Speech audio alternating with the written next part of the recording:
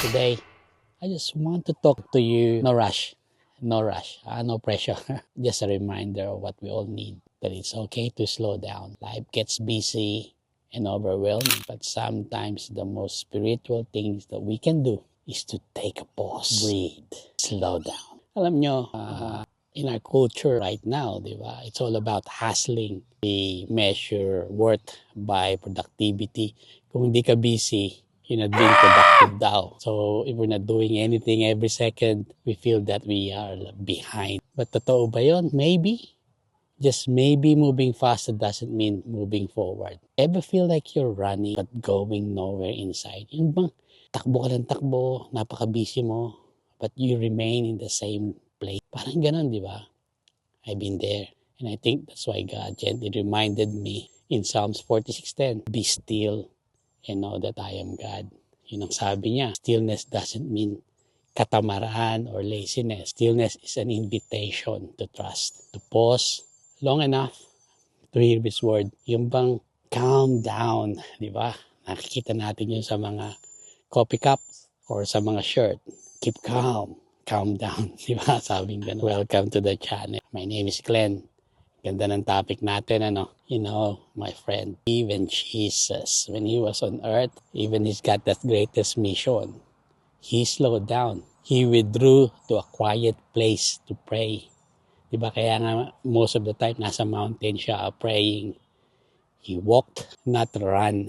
Very calm siya palagi. He noticed people, he stopped for the broken-hearted. So, meron siyang time for us. Lalo na kung nasasaktan tayo, or we're hurting, confused. He always has time. Because you know why? Kasi hindi siya nagmamadali. He's always in that slow down, but attentive and caring mode.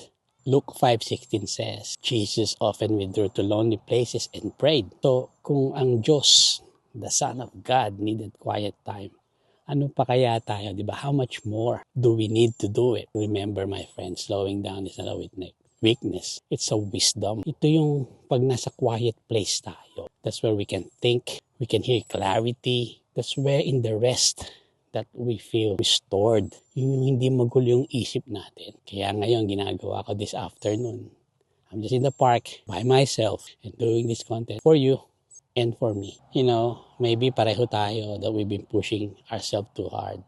Trying to prove a lot sa boss natin, sa work, trying to meet expectations. You know, but God is not in the chaos. He's the God of peace. He's always in the calm side, diba? Kaya nga, He calms the storm. Matthew 11:28 says, come to me, who are weary and burdened, and I will give you rest. Diba? Narinig nyo na yun. So, napaka-importante nun. You don't have to earn rest. You're allowed just to be true. Take a walk, a slow pace, make a cup of coffee, which is my favorite. Sit in silence, meditate. God meets us in those slow, sacred moments, my friend.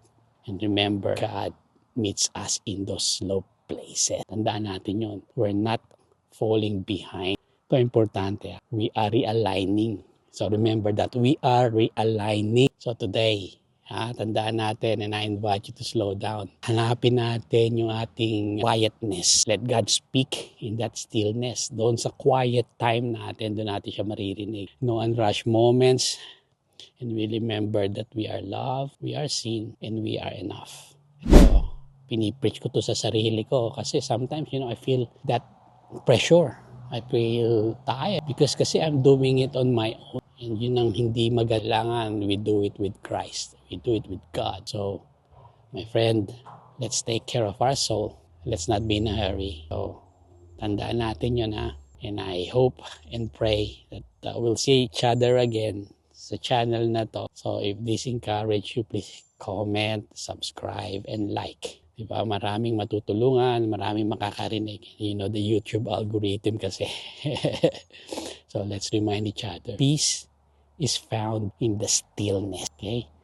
Thanks for watching, guys. Appreciate it as always. You have a great day. And remember, the best is yet to come. Stay loving, stay caring. And as always, peace.